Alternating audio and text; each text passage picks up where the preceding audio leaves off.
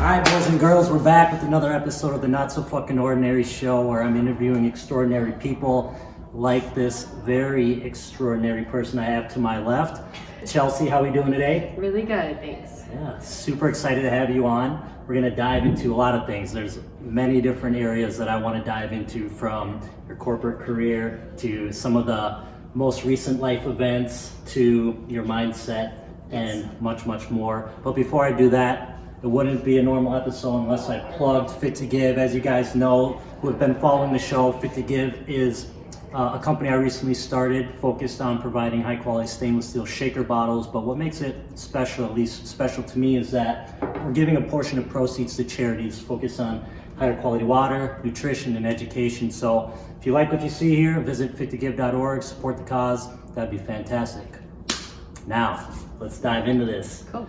You know, it's funny because you and I have been trying to get some time on the calendar for the last, month and a half. First I was sick. Yes. And then I got sick again. Yes. And then we had to push it back, and now you're sick, but we're here. So we're plugging through. Exactly. So ignore the voice, but otherwise energy fully here. there we go. That's all that matters. That's all that matters. Yes. All right, well, let's jump into this, Chelsea. Cool. Or should I say BrandBoss? Yes, well, the internet calls me BrandBoss. Is it revamped? Yeah.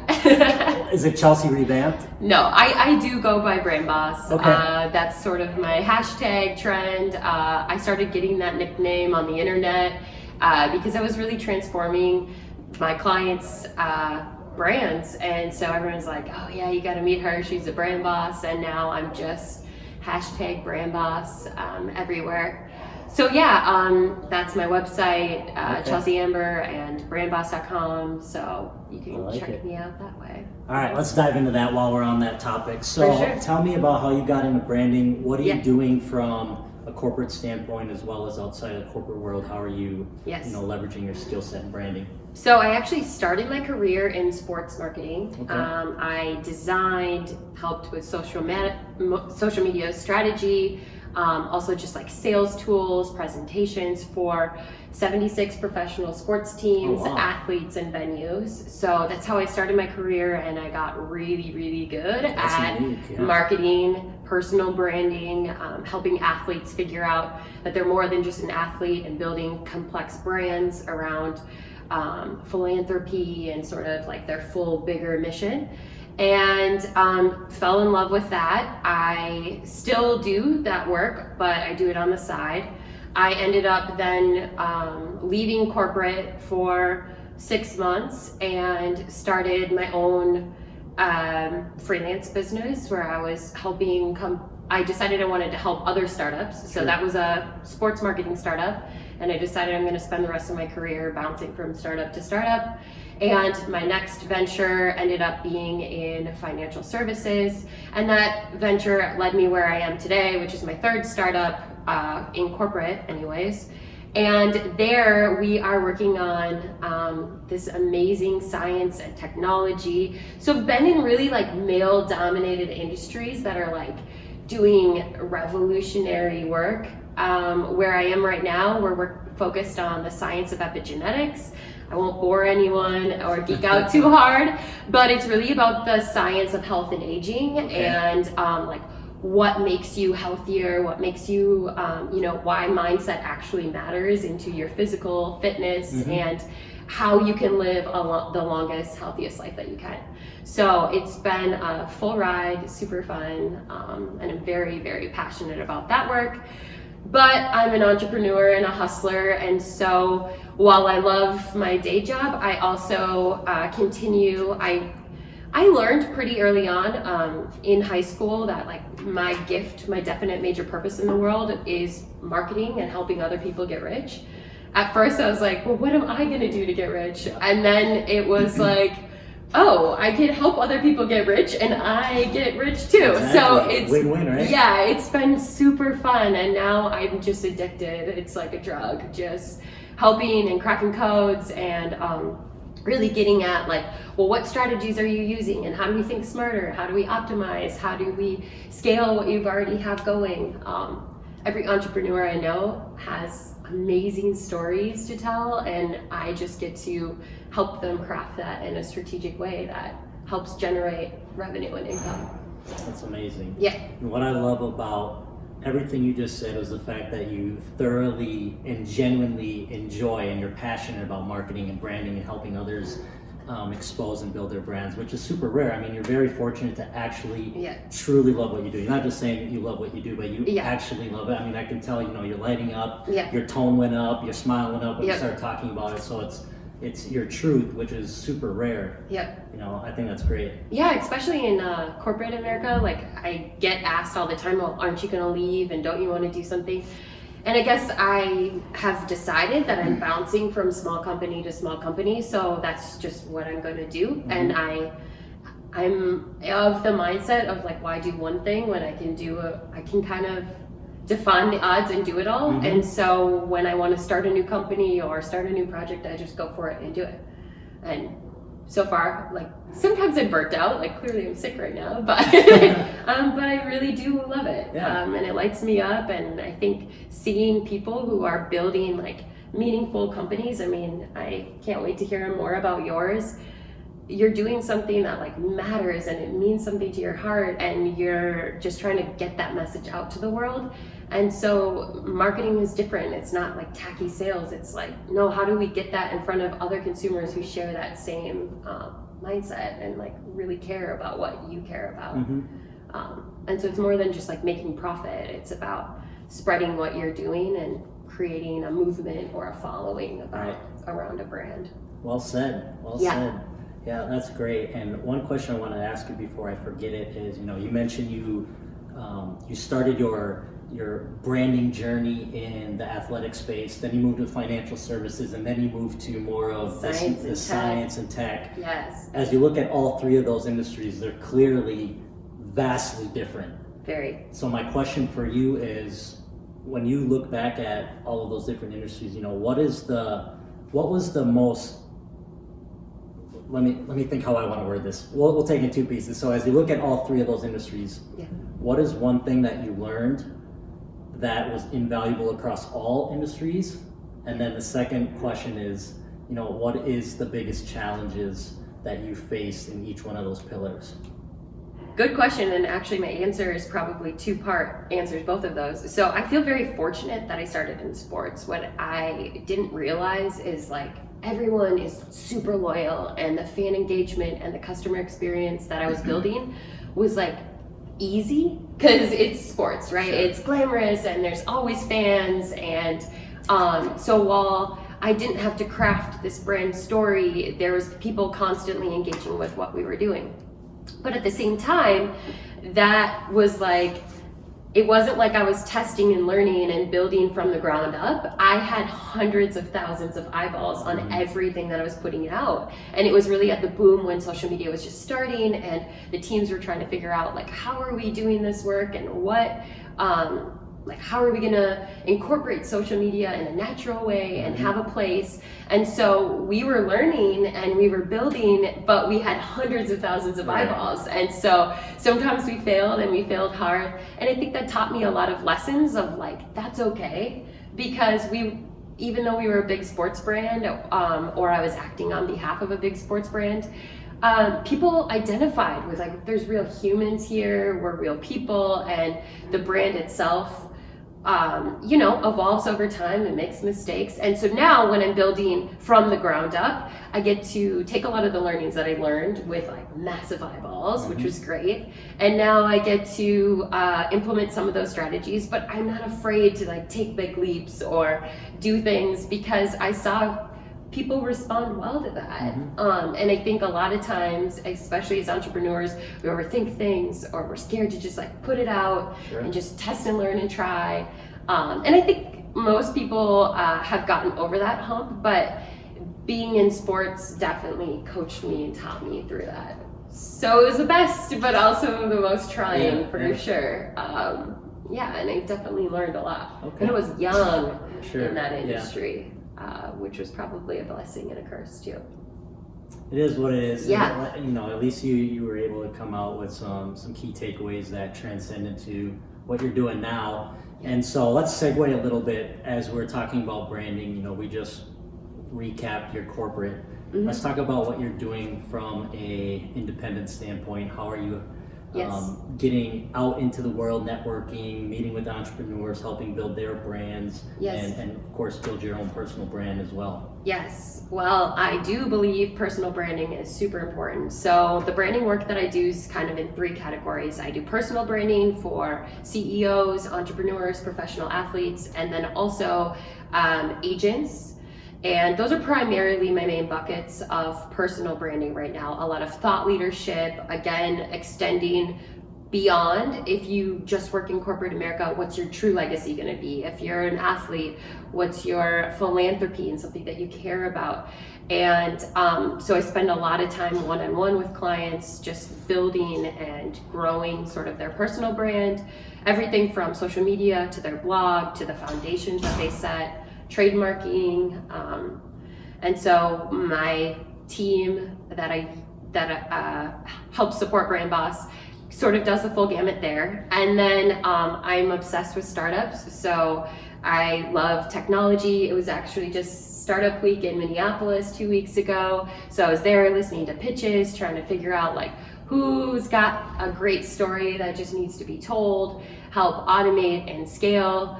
I try to give a couple grants a year and help some startups that I truly believe in, and That's just great. do that work for free. Good for you. That's awesome. Yeah, I'm really good at presentations and helping them pitch in front of investors. So I spend a lot of time coaching them and teaching them what I learned of how to make money and how to pitch themselves and their business. I find a lot of times that those startup businesses are like a team of guys working in a garage, and they're like total nerds, but they don't, present. They just need a little coaching of like, what's the actual brand story? How is this going to make money? How do we show growth plans and revenue streams? And so I've worked pretty hard on that space, and more recently, and I enjoy that work a lot. And then I'm also just working on, small businesses, other entrepreneurs who are kind of like in a more, they need business coaching, helping look through, and I do a lot of courses on SEO, what are your analytics on your website, how do we look at what you're already doing, optimize and scaling that. So that part of my business is a little bit more like business coaching, and from that has evolved to like life coaching and mindset. And on my personal social media, I share a lot about sort of what my rituals are, how I'm able to balance a work life and then my passion projects, and then also staying mentally and physically fit. And so I'm working on some side projects in that area too, of like meal prepping and meal planning and Look at just you. fitness stuff. Look at you. That's awesome. Yeah, just I'm all about optimizing and being as efficient as you can. Yeah. So stop trying to cook every night and cook once a week There you and go. like get your stuff done, Yeah. or like just little life hacks like that. Yeah. So I'm a that's big fan of that. Cool. That's great. So as you were describing that, I was trying to think of a question that I could ask you, and what I came up with was, when you look at all the social influencers now, who do you look at and say they're doing it right? Yeah, great question. So from a lady boss, like girl empowerment, I'm really, really obsessed with a couple people. There's a couple women locally too. Maybe I'll start with her name. She does the Gold Digger podcast. Her name is Jenna, and she is just freaking amazing. If you haven't listened to the Gold Digger podcast, I definitely recommend it. She's sort of in this like marketing world too, her and her husband. So they're the Kutchers, Jenna Kutcher, and then her husband. And from the marketing, she came as a photographer, sort of realized that she could like reverse engineer her success in being a photographer, and now she coaches and teaches marketing strategies for other photographers. I love her kind of vibe. She's very much about like growing a community of people who are like-minded. So I think she's killing it. On just an entrepreneur mind, I'm obsessed with Lewis House. You know Lewis? Yeah, I'm familiar. Yeah. Okay, Yep. so I think he's just great. He's killing it, kind of showing you can do it all. I love that.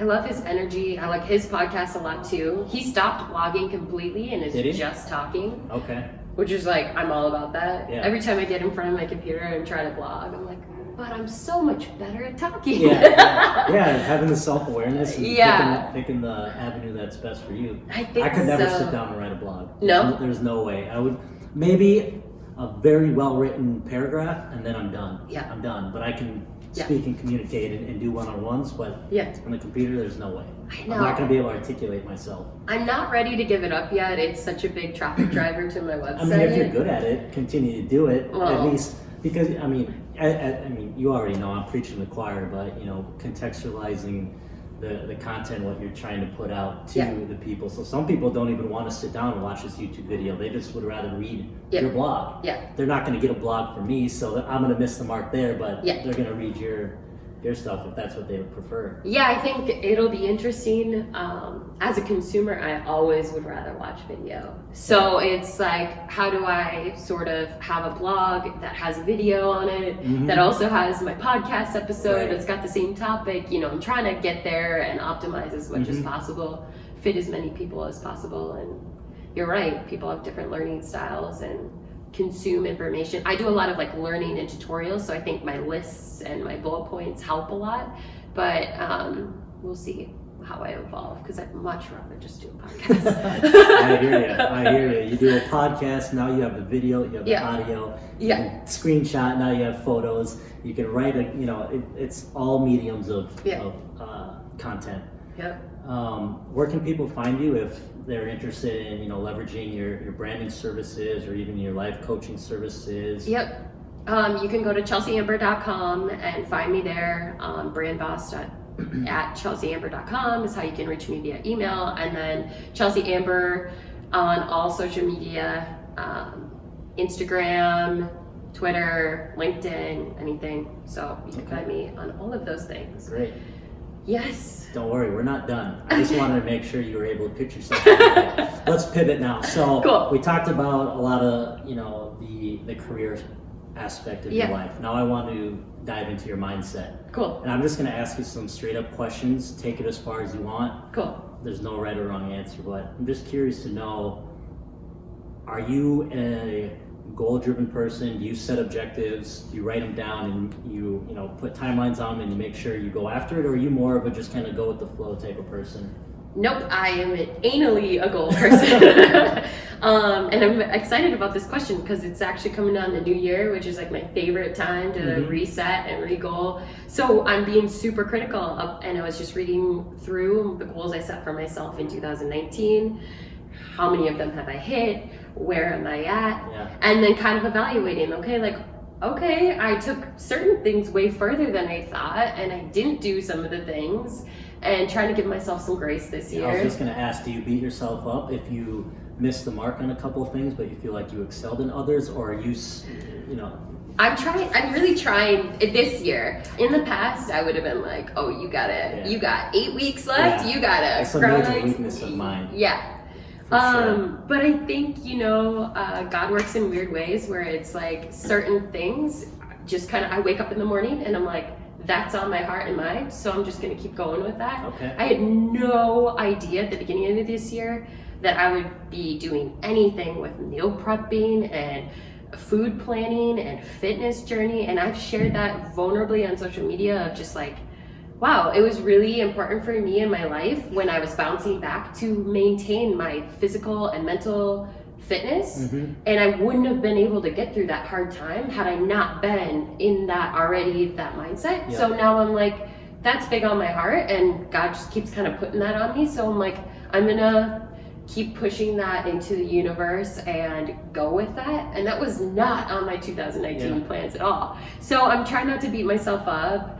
I'm not going to hit my revenue goal for the year, but I did a lot of work that I gave, and I'm watching these brands grow, and they're plugging me, and those fruits are, seeds that will turn into big plants eventually. And so I'm trying not to be hard on myself in those areas.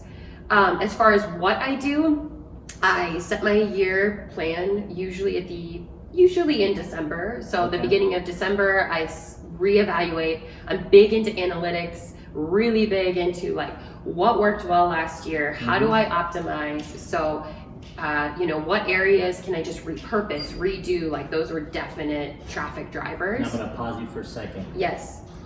Because I want clarity for myself and probably the people watching. As you're going through your routines and how you go about attacking goals, is this personal and business? Personal and business. Okay, I just want to make sure. Personal and business. Great question. So I actually do my goal setting in 3 sets. So I do business, love, or like relationships, and life. And so my life includes, my personal fitness and my food and sort of religion or whatever goals I have, my business goals, and then my relationships. In the past was marriage, and I'm sure we'll get to this, but now I'm single, and so my relationship this year was about myself, rediscovering myself, and finding and setting goals in those 3 buckets. So as I again go through like, okay, what worked well in all of those, and I like to focus there first because I think focusing on what worked well and doing more of that is good. And then it's like, what didn't work so well, and why, and asking yourself those tough questions. I'm sure my therapist is gonna hate me because I'm going with a big list of like, why didn't these things work, and like help me think through this. So I'm anal, but then that will be my plan for 2020. Okay. I will reset. I sort of also look at like, okay, I'm gonna be 31 next year. Where do I want to be? I'm big into like, where do I want to be in 10 years? Where do I want to be in 5 years? And then what things do I need to do to be setting myself up for my 10-year and my 5-year plans? And then in all 3 of those buckets. And then, allowing myself some time and space and energy in all 3 of those too throughout the year to learn and grow. So then I like to quarterly check in. It's like, okay, did things change? Where are we at? How am I doing? What things did I fall behind? Because a lot of times that happens. Or where do I want to shift my plans from what I thought? Because 12 months is a long time. Yeah, I was going to ask you that. Especially when I have 8 things going on. Right. I was going to ask you, what do you do if this ever happens where you set your 12-month goal, but month 4, 7, 9, you were really like, no, this maybe isn't the most effective or purposeful goal for me. I'm going to pivot a little bit, and maybe you just take it off the list and focus on the remaining, or you add a new one. That like, do you allow yourself, as you said, the grace to be able to do that? Yeah, have the flexibility. I do. Again, that was kind of new of us last year. Prior to that, I was like, I gotta get my fucking go. Yeah, you're out of there. Yeah. Because I had seen so many successful people just be like, nope, I'm gonna say no to everything else in my life to get that to happen. Yeah, and blinders are on, head down. Yeah, right? and I do still believe in that when I do coaching, and I do tell people, I'm like, listen, this is hard. Success isn't born overnight. Like, you gotta sacrifice, you gotta give up, you gotta. Myself, like, I have a lot of friends, and I'm constantly being like, you know how much I love you. I'm trying to keep connected, but I can't be going out every night. I can't, like, I'm building multiple brands, and I'm busy, and that's hard to do, especially, but I try to allow myself to make time. That's why I love the 3 avenues of goal setting, because for me, relationships is with my friends, is with my family. Like, did I call my grandpa once a month? That's really important that I do that. And if I haven't, it's 31st. So I'm like, Grandpa, how you doing? He doesn't know. It's fine. Right, exactly. So I try to set those goals, and I really try to stick to some that are really, really important. And then I suggest that everyone be kind of graceful to themselves. I'm telling you, that is hands down my biggest weakness, because like you, I'm all about setting goals and making sure I have the milestones that I need to make sure I'm progressing throughout my life. But my biggest weakness is I beat myself up, but I think you mentioned every couple of months you'll track your progress. Yeah. I wake up every morning and it's like this immense amount of anxiety. I'm like, oh my God, I'm running out of time. I need to go. I need to go. So that's interesting. So in marketing, we do agile methodology, Okay. which is like taking your big task and then breaking it down into a lot of small things. I've never heard that methodology in anything outside of software development. Yeah, I had no idea marketers leverage that. Well, I'm using it. Is it because you're in a tech company? Yeah, probably. But But I've been doing that since sports too. Okay. I love the methodology, but that has helped me in my goal setting too, which is I'm not going to get to where I want to be in 12 months. So how do I set little tiny things? Because then when I'm waking up or doing things week to week, I'm like, you know what? I feel pretty good where I'm at this week for what I needed to accomplish to get me here. Sometimes it's hard, especially when you got like a burning passion to like, you know, launch a website or launch a new product. It's like, that takes time to do. Yeah, that's and the you're biggest, waking up. that's the key word, is it takes time. Yep. But it's also, it's this balance between urgency, but also understanding that it takes time too. Yep. That's one of the biggest things I've learned this year, because I've always been, like I said, an immense amount of urgency, but to the point where has negative results on me. You know what I mean? Because like I said, I'm always in this state of anxiety. I'm like, I'm not doing enough. I could be doing more. Yeah. You know, the results aren't there. Blah blah blah blah blah. Even if I am progressing, it's like I want it Mm-hmm. there. And I'm the type of person that fully understands the fact that things take that things are a process. Yeah.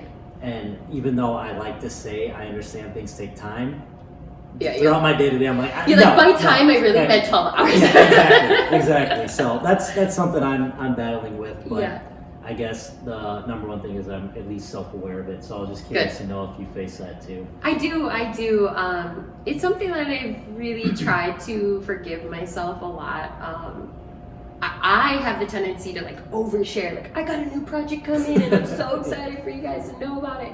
But do you think that's a pro, because now you put it out there and now it's a level of social accountability? I do, but then recently I'm like, maybe I should slow my roll a little, or like work on something and surprise everyone. Yeah. So we'll see. I got a couple things cooking that I'm not talking about, and I think that it will be different for me, because I love on social media that it's like, instead of behind the scenes of like me watching Netflix, like no offense to anyone who watches Netflix, but I like to be like, here's the logos I'm mocking up, which ones do you like? And I like to involve them in what I'm working on and make everyone see the hustle, but not at all like, oh wow, she's hustling. It's more like be a part of the community in the process, because then when you need that work for you, you're gonna think of me. And so I try to involve people. I was pretty vocal about wanting to start a podcast, and then everyone's like, when's it coming? That's great.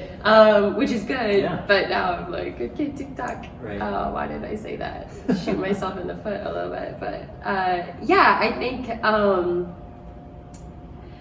I do think you just need to focus a little bit on like giving yourself some time and space, and then just breaking those down into like smaller things. So you feel the accomplishment in the smaller things that you're working on. And when you do accomplish something, do you celebrate, or is it on to the next, or a combo of both? No, it's almost always on to the next. Exactly. Isn't that funny? Yeah. What I did learn is, and I help my clients do this, but I'm really terrible about doing it myself, is like, just as important as like the pre-build to whatever you're working on and the actual launch of whatever you're working on is the post. So it's like, even though it's done and I kind of like am a check it off my list and move on to the next, it's so important immediately following that to give it even more energy than pre and launch, to what's working, how do I optimize, how do I see where's traffic coming to my new product, how do I put that in the hands of more people, how do I retell that story. You know, only 6% of your audience is actually seeing what you've posted, so that leaves 94% that you need to repeat that message, keep on saying it, keep on doing it. It feels really repetitive, especially to us, but you'll never scale and grow unless you're really living in that post. So I'm trying to focus on that right now. Yeah, and it's funny you mentioned that, because that's a thought that came into my head Sunday or Monday, as I'm looking at my own business. And you know, I'm in sales in the corporate world, and post sale is super important. Yes, so retention. Exactly, retention and making sure the customer is enjoying the product or the service and they're maximizing it, whether it is a service or a particular product, and of course the referrals and the upsells, and Yes. that's not possible unless you actually do the post follow-up to ensure that everything's Yes. working smoothly. So it's funny you brought that up. It's essential. It really is, isn't it? It is. And there's a lot of automation you can do that feels genuine, which is nice. Mhm. But we don't spend enough time in that space, especially us as people like, okay, Yeah. on to the next, Yeah. on to the next. Yeah. But that one client can turn into 5 more with just a little extra TLC than anyone else is Right. doing. So, Let me ask you one other question about your goal strategies. Have you always been a person that sets goals, or was there a particular like catalyst in your life that made you say, you know what, I'm not where I want to be, or I'm not getting there quick enough, or I'm not really reaching my full potential, I need to change something, and so that more or less forced you to start setting goals? Or were you always just someone who set goals and went after it? I don't think I always have been. That's kind of an interesting question because I've never thought about it. It probably hit me more in high school. Okay. I wasn't really school didn't come super easy to me.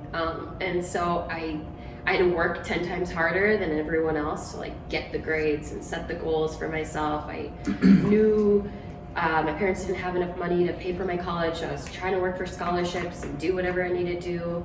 I was doing a ton of extracurriculars, volleyball and dance line and drama and volunteering and doing new business. So I was constantly prioritizing my schedule and what can I do. And so I think it kind of hit me young. But my parents are interesting. My dad has always kind of jumped from one entrepreneurial thing to another, but sort of kind of dropped them.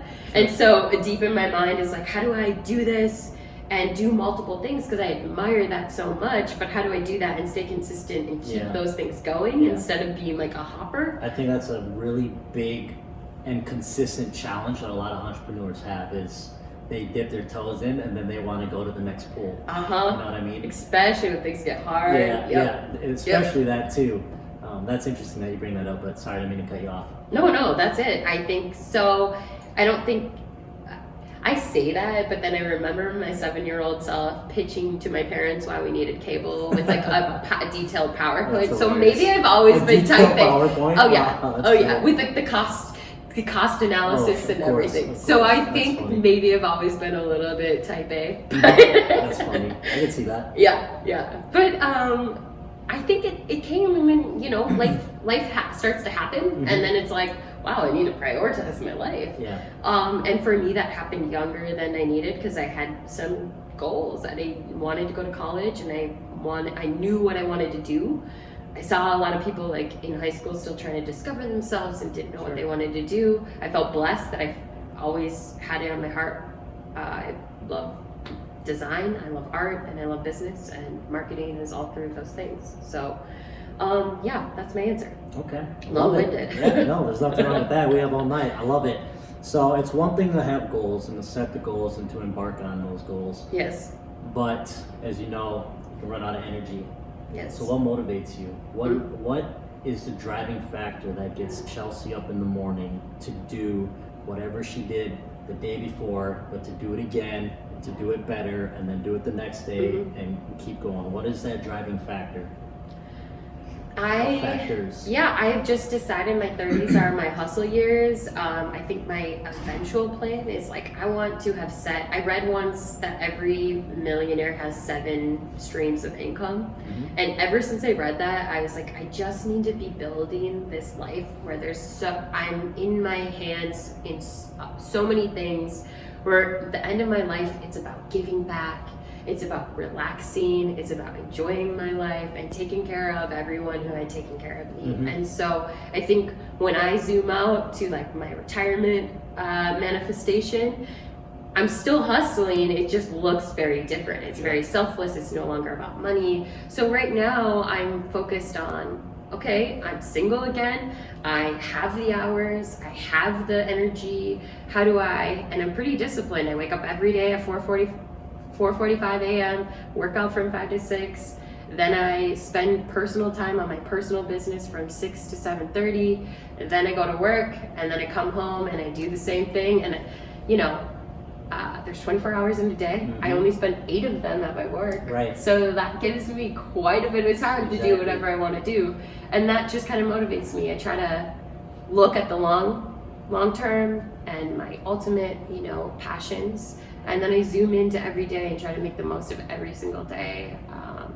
And sometimes that just means like go get a massage or go out and have fun and drink wine with friends. So it's not always hustle, but it's like making the true most of every day. Nothing makes me more mad than when I waste a day. I would never just waste a day in my sweatpants watching Netflix ever. You know what's Which is terrible. You know what's most impressive as I'm sitting here listening to you since pretty much the first minute is you're extremely self-aware. Probably. How do you think that came about? Because it's a very rare skill set. It's very unique. How do you think? Have you ever considered yourself to be very self-aware? I think so. You talk to yourself a lot? I talk to myself a lot. Yeah. I plan a lot. I spend a lot of time alone, which is a good and bad thing. I think that's the only way to be self-aware. Yeah. Because if you're with everyone else, it's too loud. You have to have the moments of silence to actually see what's going on internally. Of course, you want to have the experiences with other people, but yes, I think it's very important to be alone. I do too, and I'm super extroverted, so my energy comes from other people. Okay. Which is interesting. A lot of extroverts don't spend enough time alone, but I'm really close with God. I talk to God all the time. I feel constantly I'm told, and I'm being given different signs, and I kind of talk to him like my best friend. And so, as weird as that sounds, I spend a lot of time. It's sort of my meditation or my spiritual awakening that I try to have once a day to make sure that I am self-aware. Mm-hmm. I think you have to know what you're good at, and you have to know, okay, I could really use help in these areas, and how do I find people who match me in those areas, and I can complement them in the areas that they need. And I'm all about teamwork and collaboration, but I also don't want my true calling. I mean, no one else knows my brand like I do, and no one else can do that like I can. So I try to spend time and make sure it's okay, that was great feedback, but is that what I want? Is that on my heart? And God, is that what I'm called to do? And so I try to spend some time in that parallel a little. So I guess that's self-awareness. Yeah, absolutely. Yeah. 1000%. I think that's great. So let's wrap up with a few more questions here. Or maybe this is just the one and done here. Cool, yeah. What are your fears? I mean, failure is my biggest fear. I never want to, I shouldn't say that because I love to do mini failures. I'm not afraid to just put myself out there, and sometimes it feels icky and vulnerable. But I think, I'd never want to not be successful. I'm chasing this ultimate goal of what's the best version of Chelsea. And so I think no matter what happened yesterday, no matter how much I might have screwed up, failed, whatever, I can always bounce back, recover, and be better, be more successful, and take those lessons and learn. So I think my biggest failure is just not doing that. And I try to live my life every day of when that happens, what did I learn and how do I turn that into a positive? I'm very, very optimistic. Glass is not half full, it's overflowing. And I like living life that way. I don't want to be negative and in that spiral of just you're in your own way, Yeah. That's great. I love that. Well, but you have to answer it. I have to answer that? Yeah. No, I don't have to answer that. Yeah. This is my podcast. I'll answer that on your podcast. How about that? No, please end it that way. I want to know your biggest failure. All right. Well, your biggest my biggest fears. I mean, it's not too different than what you mentioned. I'm a big fan of ensuring that I'm constantly moving towards my greatest potential and my full potential as well. So, my biggest fear is a couple.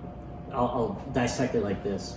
Getting at the end of my life and feeling like I could have done more. Yeah. Is a short and sweet answer. Yeah. And then secondly, it's kind of a two-parter. What really motivates me is being able to get to a point where I can fully and 100% support my family. Yeah. You know, top medical, top experience of life and all that stuff. So I fear not being able to do that someday. Yeah. So those are my biggest motivators as well as my biggest fears. Do you fear getting old? Like, I don't fear aging? getting old at all. No. Not at Okay, all. Not okay. at all. Okay. Not at all. Me neither, but I was just curious if Yeah. like your health decline and all that scares you. No, Okay. I think my best years are to come. I Yeah. really believe that. Yeah. In every aspect. So that piece does not worry me at all. I don't fear that at all. Cool. So Nice. Yeah. All right. Well, thanks for sharing. yeah, of course. Sorry for of putting you on course. the spot. No, that's all right. It's funny you kind of did because my last episode I started this thing where I have the guest ask a question at the very end. So it was actually very appropriate. Perfect. Yeah. So with that, let's close. You know, everyone watching, really appreciate you guys tuning in. Again, tell them where they can find you on social as well as your Yes. business website as well. Yes. So on all social media, it's Chelssie.Amber, and it's chelseaamber.com. You will see. If you Google BrandBoss, you can find me as well. So hit me up, DM me. I'm happy to chat and give you everything I can. Thanks. All right. Well, that's a wrap, guys. Thanks for tuning in to another episode of the Not So Fucking Ordinary Show. And we'll catch you next time. We're out. Cool.